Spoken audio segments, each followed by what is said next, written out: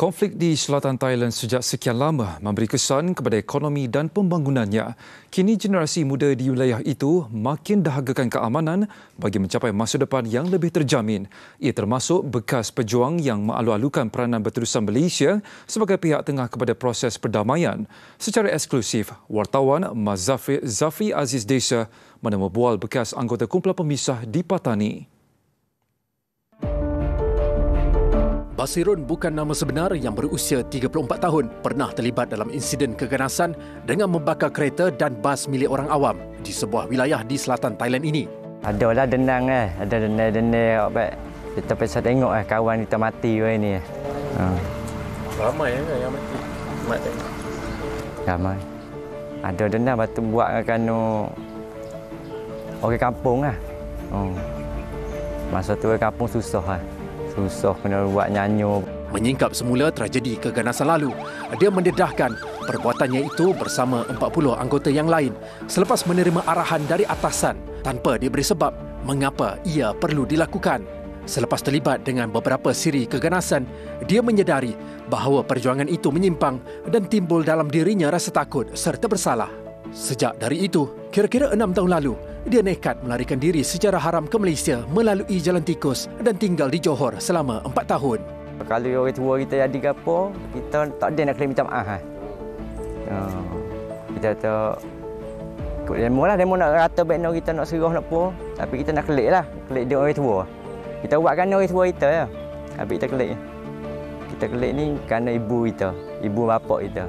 Tambahnya lagi, lebih 300 anggota seawal usia 17 tahun direkrut pada satu-satu masa dan dilatih selama 2 tahun untuk melakukan keganasan.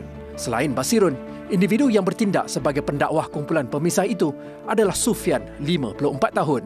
Dia yang mempunyai kelulusan pengajian agama Islam mula menyertai kumpulan pemberontak itu pada tahun 1992. Dedahnya, dia ditugaskan untuk menyemai fahaman dan ideologi dalam kalangan pemuda tempatan bagi menaikkan sentimen menentang terhadap pemerintah. Kita kena tanda puasa SD. Kena tanda puasa dende pada kafe sih. Tanda puasa Nah, sehingganya pemuda yang kita kumpul tu, apabila kita tanda puasa sedih di segi sejarah ni, melilih air mata buat dah sedihnya. Selepas beberapa tahun dalam kumpulan pemisah itu, dia mula sedar kumpulan pemberontak yang disertai bertentangan dengan ajaran Islam yang sebenar. Sama-sama kita ukar permasalahan yang berlaku masa berpuluh-puluh tahun ni, memanglah orang yang kena bertanggungjawab kena kerajaan.